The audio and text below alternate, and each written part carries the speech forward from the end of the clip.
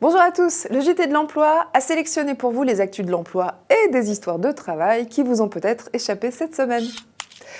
Et on commence par le blog de Laura. Laura, c'est une ex-intérimaire qui a fini par décrocher un CDI. Et devinez quoi? Elle a décidé de raconter toutes les péripéties de sa recherche d'emploi sur un blog.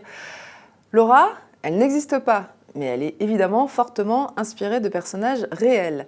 Cette série de billets, c'est Expectra, une des filiales du groupe Randstad, et plus précisément son équipe éditoriale qui en a eu l'idée. C'est un peu le Bridget Jones de l'emploi, s'amuse Gilles Gobron, le directeur éditorial. Alors attendez-vous à un style très journal intime, des digressions censées rendre le personnage de Laura attachant, des tartines de détails sur des détails. Dans les commentaires, vous verrez, les hommes trouvent la série misogyne et les femmes la trouvent au contraire très bien. Il y a des jours où je me sens très masculine. De quels ingénieurs les entreprises ont-elles besoin aujourd'hui dans le monde ? Des spécialistes en mécanique, en système d'information, en télécom? Et bien la réponse est dans ce panorama en images qui distingue d'abord, regardez, les secteurs en tension aux États-Unis, en Europe, en Chine et en Inde. Alors par exemple, on voit que les ingénieurs qui ont eu l'excellente idée de se spécialiser dans le nucléaire en Europe ont toutes les chances d'être courtisés de façon éhontée, surtout quand on sait que cette spécialité ne diplôme que 100 ingénieurs par an.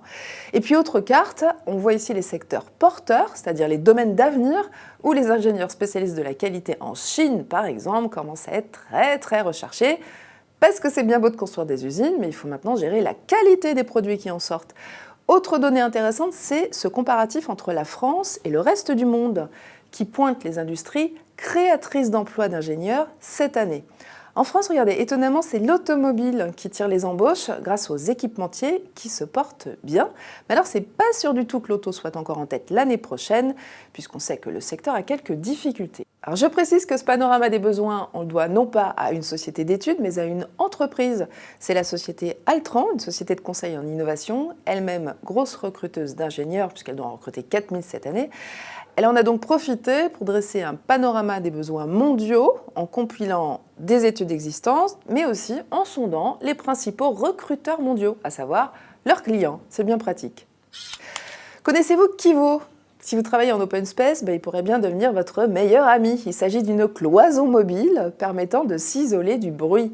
Il tient debout tout seul, il est hyper modulable, très design. Vous choisissez votre nombre de triangles pour 1, pour 2, pour 10, regardez. Et vous avez votre bulle de silence. Son prix ? Il est sûrement indécent, parce qu'il n'est affiché nulle part, et même les vendeurs ne les donnent que sur devis. Et pour finir, je vous propose de regarder une vidéo postée la semaine dernière sur YouTube par le groupe OkGo, vue à l'heure où je vous parle par plus de 8 millions de visiteurs, ce qui est quand même énorme.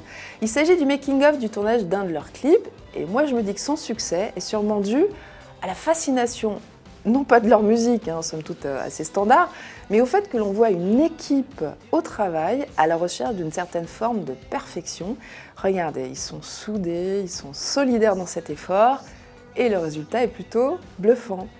Du beau travail. Retrouvez toutes ces infos et plein d'autres sur notre site et nos pages réseaux sociaux. Excellente semaine à tous!